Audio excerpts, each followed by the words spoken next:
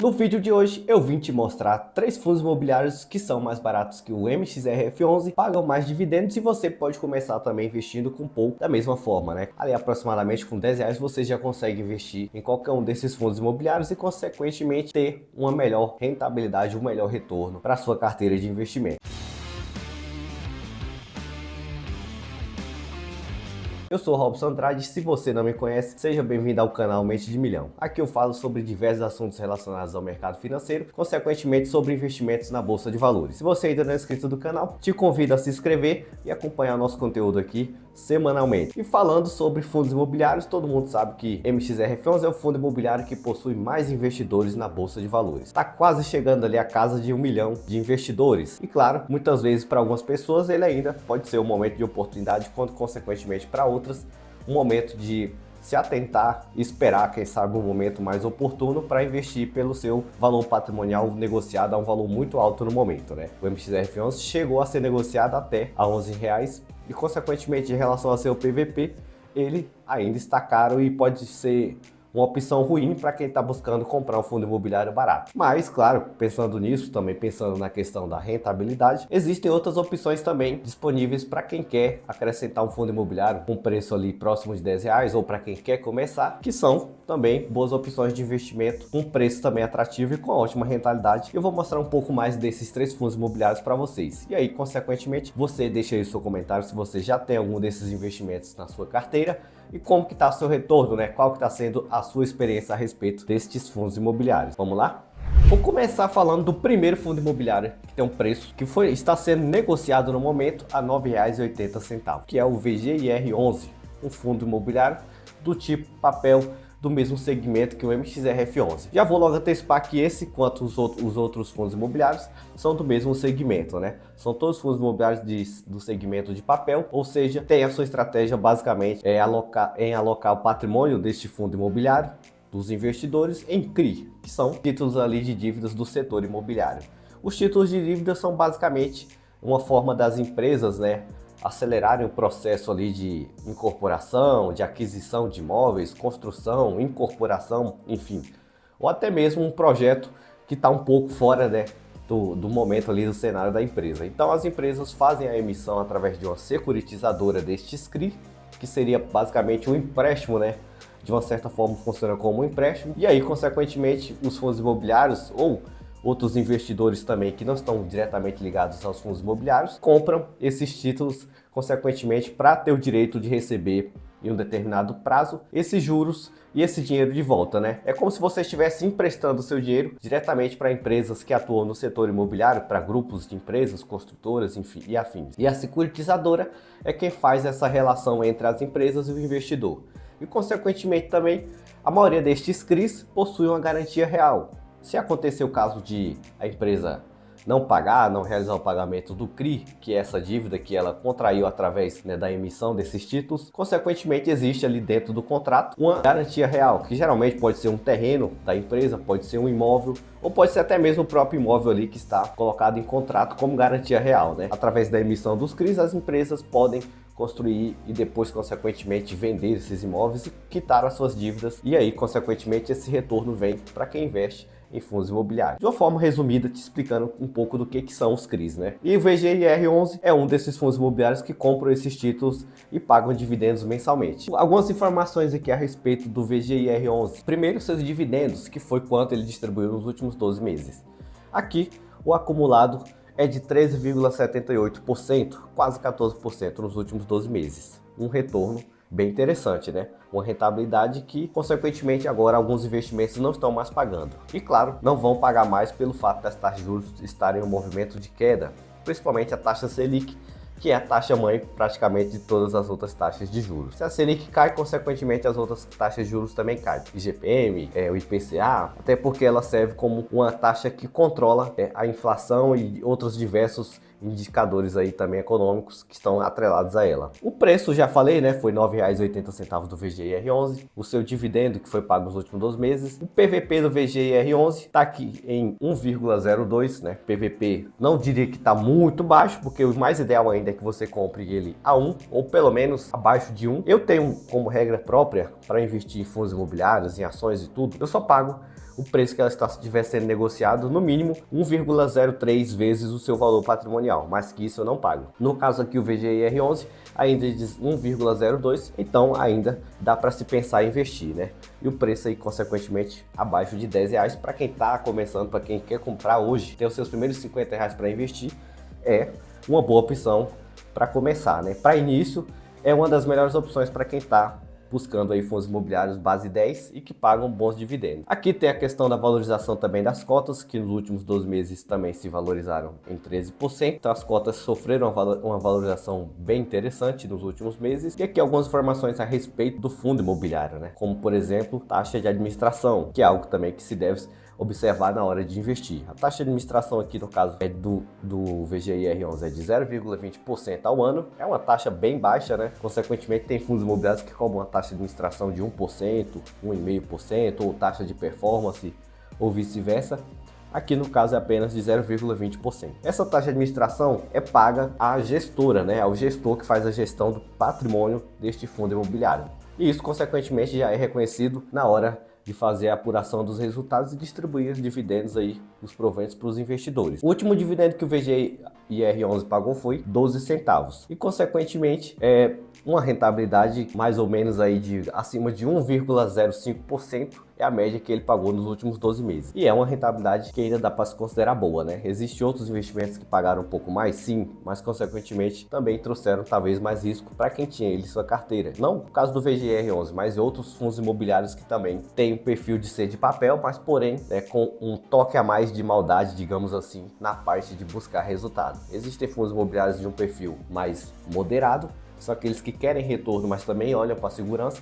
E existe aquele que a gestão busca principalmente performance em questão de retorno. Então se expõe muitas vezes a títulos de dívida que consequentemente tenha um grau de risco maior. É aquilo que eu falei, né? Geralmente quando você vai contrair um empréstimo, quando você vai fazer uma dívida, de cada pessoa individualmente, e isso não muda no caso de empresas, individualmente cada empresa possui o seu risco próprio, como se fosse um score da empresa. Se a empresa tem mais risco, quem vai emprestar o dinheiro consequentemente vai pensar mais ou menos assim: se eu estou te emprestando esse dinheiro e você, claro, é um risco grande de me passar calote, então você vai ter que me pagar, pelo menos por esse risco, né? Vai ter que valer a pena o risco de eu estar emprestando meu dinheiro para você. E aí, geralmente, são aqueles títulos que têm o perfil de ter um retorno mais atrativo, porém, né, com aquela observação de que o risco também de perca é maior.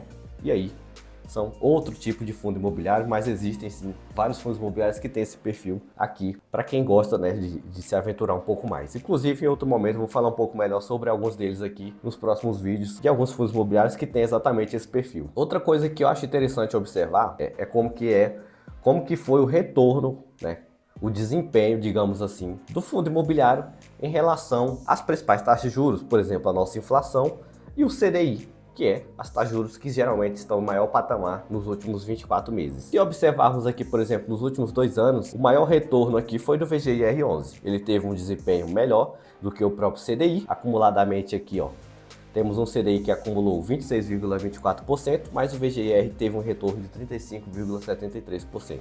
Ou seja, para poder investir em fundo imobiliário, pelo menos tem que ter ele dando um retorno muito superior àquilo que investimentos de renda fixa poderiam me pagar e sem ter que contar com aquele sentimento de risco, né? Já que fundos imobiliários é renda variável. Então é outra coisa que você deve levar em consideração antes simplesmente de investir em qualquer fundo imobiliário.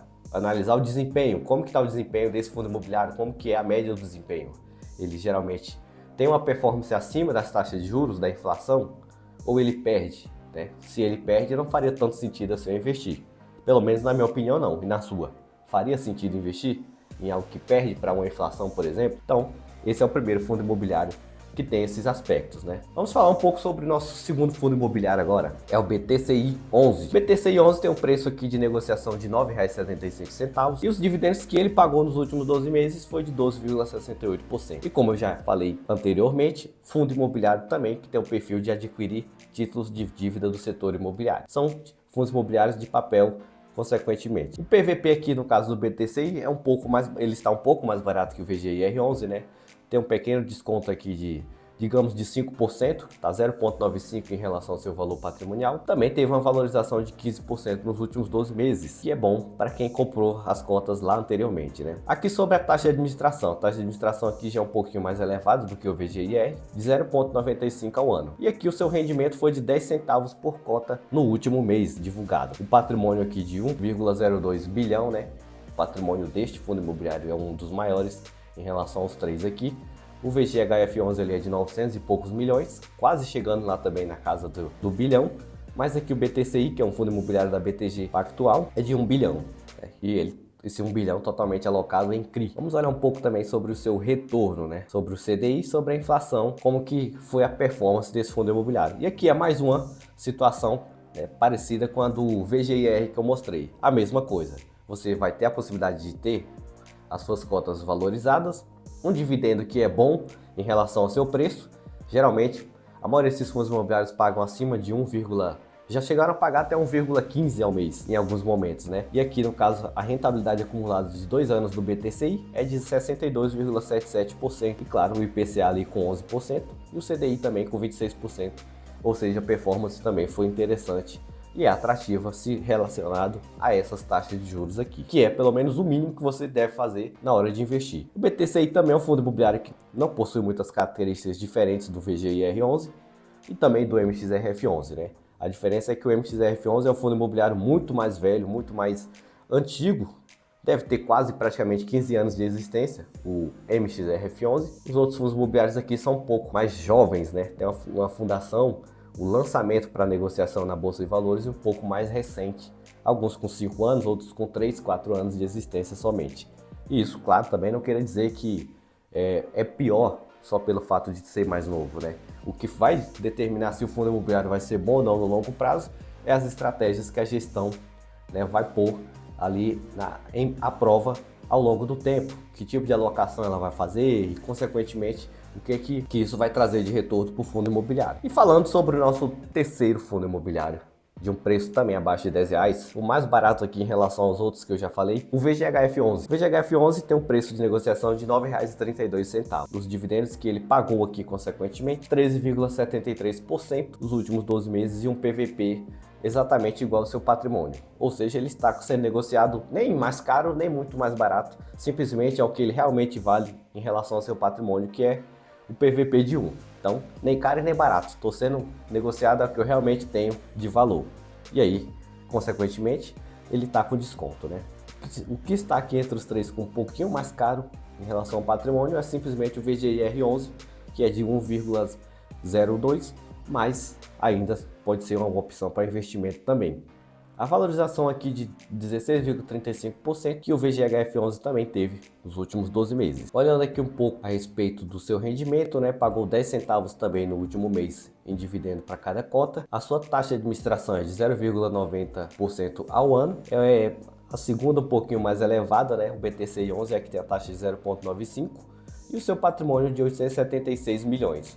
Então todos têm um patrimônio bem próximo também, né? Temos aqui o menor, que é o VGHF de 876, tem o VGIR com 900 e poucos milhões e o BTCI com 1 bilhão em patrimônio.